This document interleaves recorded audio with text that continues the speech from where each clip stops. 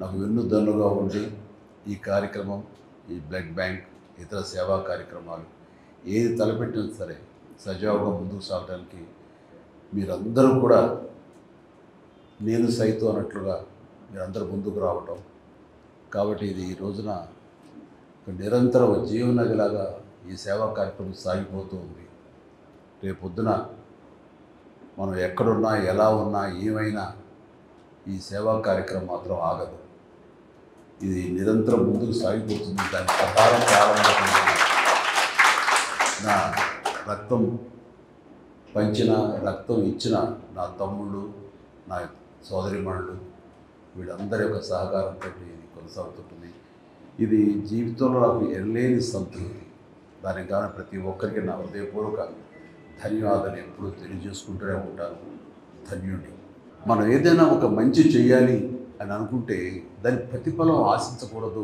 మన లక్ష్యం ఏమిటి, అది చేరుకోవడం కోసమే మన ప్రయత్నం ఉండాలి తప్ప దాని పర్యవసానం ఏమిటి, దాని ఎండ్ రిజల్ట్ ఏంటి, దాని ప్రతిఫలం ఏంటి అనేది మాత్రం ఆశించకూడదు. అలా ఆశించి నేను చేయలేదు.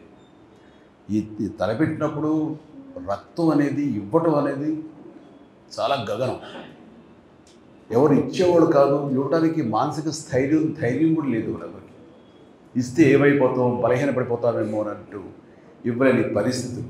ఆ ఇచ్చేవాళ్ళు ఎవరైనా ఉంటే కనుక బ్లడ్ బ్యాంక్ వెళ్తే 4 డబ్బులు వస్తాయి అంటూ గట్టిగా పేదరికంలో ఉన్నవాళ్ళు, కూలీ నాలి చేసుకుంటున్న వాళ్ళు మాత్రమే ఆ బ్లడ్ బ్యాంక్, ఆయా బ్లడ్ బ్యాంక్స్ వాళ్ళు వాళ్ళకి తీసుకుని వచ్చి డబ్బులు ఆశ చూపించి ఆ బ్లడ్ని తీసుకునేవాడు. అంతే తప్ప నిజంగా ధారాళంగా ఈ రోజున మీరు అందరూ ఇస్తున్నట్లుగా అలా ఇచ్చే రోజులు కాదు. అలాంటి పరిస్థితిలో నేను ఎన్నోసార్లు చెప్పాను, కానీ మరొకసారి చెప్పుకోవాలనిపిస్తుంది. మనం రక్తం దొరకక, సమయానికి అందక ఎంతోమంది చనిపోతున్నారు. ఒక 2 బాటిల్స్ రక్తం దొరికితే కనుక ప్రాణాలు నిలబడేవి అని అన్ని పేపర్లో వచ్చినప్పుడు నాకు చాలా ఆశ్చర్యం వేసింది. అప్పుడు కూడా నాకు అవగాహన లేదు. నేను కూడా ఈ షూటింగ్ నిమిత్తం అలా ఉండి బిజీగా ఉండే ఆలోచనలో ఎప్పుడు వాటి పక్క దృష్టి సారించలేదు. అది తెలుసుకున్న తర్వాత చాలా నిద్ర పట్టలేదు నాకు. యాక్సిడెంట్స్ అయ్యి కానీ, డెలివరీ సమయంలో అధిక రక్తస్రావం జరిగి కానీ, తలసేమియా వ్యాధిగ్రస్తులు కానీ, లుకేమియా వ్యాధిగ్రస్తులు కానీ ప్లేట్లెట్స్ లేక చనిపోతున్నారంటే నాకు చాలా బాధ అనిపించి, మనకి ఎంతోమంది అభిమానులు ఉన్నారు. వీళ్ళందరూ తలుచుకుంటే కనుక ఇది ఒక దేదీప్యమానంగా ముందుకు సాగిపోతూ ఉంటుంది. రక్తం లేని కొరత కొంతవరకైనా మన రాష్ట్రంలో తగ్గించే అవకాశం ఉంటుంది. అంత పొటెన్షియాలిటీ ఉంది, అంత శక్తివంతులు వీళ్ళు అన్గైడెడ్ మిసైల్స్ లాంటి వాళ్ళు. వీళ్ళని గైడెడ్ అంటే సరైనటువంటి సక్రమంగా మార్గం చూపగలిగితే కనుక వీళ్ళందరూ కూడా అద్భుతమైన సమాజ సేవకులు అవుతారన్న స్ఫురణకు రావటం. నేను కొంతమంది మిత్రులతోటి వాళ్ళతోటి బ్లడ్ బ్యాంక్ స్థాపించాలి అంటాం. స్వామినాయుడు, నువ్వు పూర్తిగా దీనికి అంకితమై ఉండాలి అంటే తనతో ఉన్నటువంటి మిగతా అభిమానులకు ఉన్నటువంటి సత్సంబంధాల దృష్ట్యా వాళ్ళంతా నేను అనుకున్నాను, ఎంత నేను మోటివేట్ చేసినా, ఎంత వీడియోల ద్వారా, షార్ట్ ఫిల్మ్స్ ద్వారా, నా క్యాసెట్స్ ద్వారా, ఆడియో మెసేజ్ ద్వారా ఎంత ఇచ్చినా సరే వస్తారంటారా? ఎందుకంటే ఎవరి ప్రాణం వాళ్ళకి భయం. రక్తం ఇస్తే మనం బలహీనం అయిపోతామేమో, రక్తం ఇస్తే కనుక మనకి రక్తలేమి వ్యాధి వస్తుందేమో అంటూ అలాంటి అపోహలు ఉండే రోజుల్లో కొంతమంది అయితే కనుక మరీ రక్తం ఇస్తే కనుక అది వచ్చే జన్మలో మళ్ళీ మనకి ఏదో ఇంకోలా పుడతాం, ఏదో ఇలా చించి కావాలని చెప్పేవాడు. అండ్ ఆ సమయంలో వాళ్ళకి ఆశ చూపించాను. నన్ను కలవాలనుకున్న వాళ్ళు, నన్ను మీట్ అవ్వాలనుకున్న వాళ్ళు, నాతో ఫోటో దిగాలనుకునే వాళ్ళు ఎవరైనా ఉంటే ముందు రక్తం ఇచ్చారంటే అప్పుడు ఇస్తానని. దానికి కొంత ఉత్సాహమైన కుర్రవాడు ధైర్యం చేసి వచ్చాడు. వచ్చిన తర్వాత వాడు ఇచ్చిన తర్వాత రక్తం అనేది అది పెద్ద ఇబ్బంది కాదని వాళ్ళకి అర్థమైంది. సో వాళ్ళు ఎంకరేజ్ చేయడం కోసం ఇచ్చారు. వాళ్ళ సరదా తీరిపోయింది. మళ్ళీ నెక్స్ట్ ఇస్తారంటారా వాళ్ళు వచ్చి? ఎవరేమో. ఇట్లా ఎంతమంది 1 or 2 years తర్వాత నా ఫ్యాన్స్ అందరు తలా ఒకసారి బ్లడ్ ఇచ్చిన వాళ్ళు అవుతారు, ఒక ఫోటో దిగేసిన వాళ్ళు అవుతారు, వాళ్ళు సంతృప్తి చెందుతారు. ఆ తర్వాత ఇది కొనసాగాలంటే ఎంత కష్టం కదా అనే డౌట్ ఉండేది నాకు.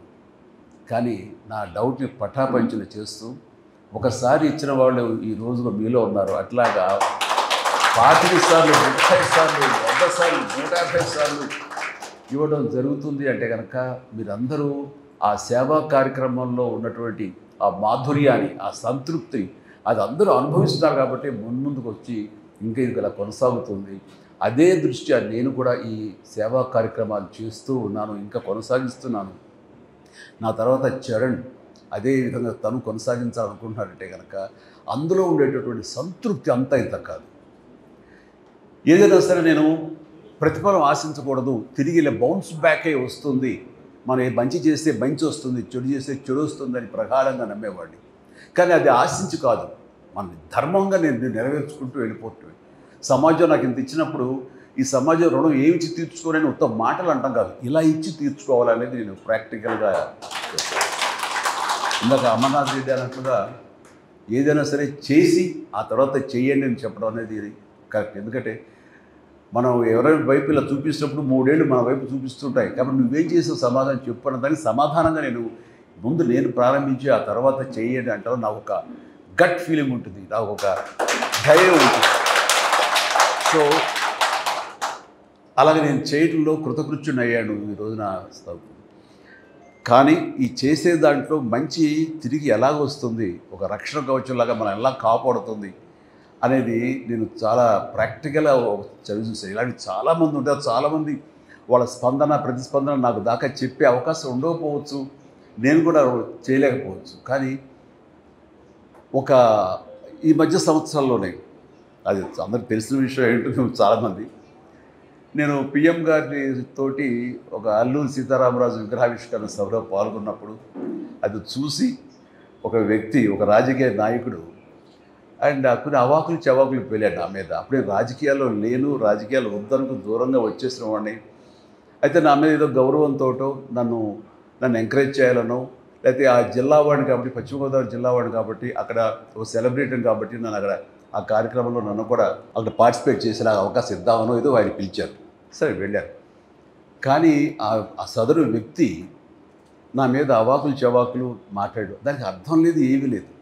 నేను ఒకటే, అది నేను కానప్పుడు అది నన్ను అంటదు, నన్ను తాకదు, నేను ఫీల్ అవ్వను. ఆ అన్నవాడి నోరే అది అతని స్వభావం. సో నా స్వభావం ఏంటంటే నేను అలాంటి వాటికి స్పందించను, ఏమి చేయను. కానీ నన్ను ప్రేమించే వాళ్ళు స్పందించకుండా ఉండరు. వాళ్ళ స్పందన ఎలా ఉంటుంది అంటానికి ఈ ఉదాహరణ చెప్పాలనుకుంటున్నాను. అదే వ్యక్తి ముంపు గ్రామాలకి ఈస్ట్ గోదావరికి వెళితే ఒక ప్రౌఢ ఒక అమ్మాయి, బిడ్డ తల్లి, ఒక మోదుబురు రైతు ఫ్యామిలీ లాగా ఉంది, రిచ్ ఫ్యామిలీ. ఆ అమ్మాయి ఆ వ్యక్తిని నానా దుర్భాషలు ఆడుతూ ఏకంగా తిడుతూ ఉంటే తలంచుకుని అలా కాము వెళ్ళిపోతున్నాడు చిన్న పడవలో. మళ్ళీ తిరిగి వస్తావు కదా, నేను ఎంత చూస్తాను అని మాట్లాడుతుంటే నేను ఎవరో నాకు ఆ క్లిప్పింగ్ ఎక్కడో నాకు తారసపడి నేను చూశాను. మామూలుగా ఫ్యాన్స్ రెచ్చిపోవడం ఇలా ఉంటే కనుక అనవసరం చేస్తున్నారే, లేకపోతే బాగున్నాయి, ఎందుకో సర్లే వాళ్ళ ఆవేశం అలాంటిది అంటూ మళ్ళీ సర్దుకుంటాను. కానీ ఆ అమ్మాయిని చూస్తుంటే, ఆ గృహిణిని నాకు చాలా ఆశ్చర్యంగా అనిపించింది. చూస్తుంటే మనలాంటి మాస్ ఫాలోవర్ లేదు, చాలా క్లాస్ లేడీ. నాకు ముచ్చట కలిగి ఎవరు ఆవిడ, ఎందుకు ఒకసారి రమ్మనండి నేను అన్నాను. రావటం కుదరలేదు అనుకుంటా. సరే ఆవిడెవరో తెలుసుకుంటాండి అన్నాను. తెలుసుకుంటే వీడియో ఒకటి అమ్మాయిది ఇంటర్వ్యూలా చేస్తే అది నాకు పంపించారు. అది బయటకు కూడా సర్క్యులేట్ కాదు నా పర్సనల్గా. ఆవిడ అన్నమాట ఏంటంటే, ఆయన మాకు ఏదో పెద్ద మాటలు మాట్లాడింది అనుకోండి, ఏదో భగవంతుడు దేవుడిని ఎవరిని చెప్పదలుచుకోలేదు. ఆయన మాకు చాలా ఆరాధ్యం అండి. అది ఏమో అంత ప్రేమిస్తావా, అంత ఇష్టపడతావా, ఈ సినిమా అంత బాగా చూస్తావా, అంత అభిమానం అంటే నేను అభిమాని కానే కాదు. సినిమాలు చూస్తాను, అలాగే ఆయనతో చూస్తాను తప్ప అభిమానిగా నేనేం ప్రేమ పెంచుకోను. మరి ఏంటమ్మా ఒక మాస్ అభిమానం కంటే అంతగా నువ్వు రెచ్చిపోయావు అక్కడ ఏంటంటే, ఆయన నా బిడ్డకు ప్రాణం పోసాడండి అని చెప్పేసి ఒక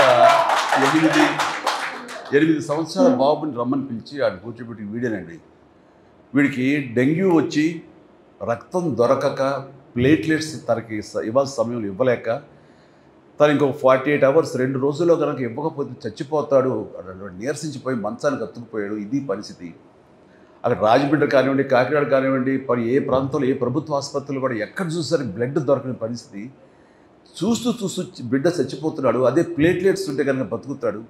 ఎలాగని మేము అందరూ ఆలోచిస్తుంటే ఎవరో సలహా ఇచ్చారు, బ్లడ్ బ్యాంక్ ఫోన్ చేయమ్మా హైదరాబాద్కి, వాళ్ళు ఏదో మార్గం చెప్తారు వస్తారు. ఎక్కడ హైదరాబాద్ అయ్యా, ఎక్కడిదయ్యా, ఎవరిస్తారు, ఏంటి, ఎలా రెస్పాండ్ అవుతారు, మాకు అందుబాటులో ఉంటారంటే ప్రయత్నం చేయమ్మా అన్నారు. ఇక్కడ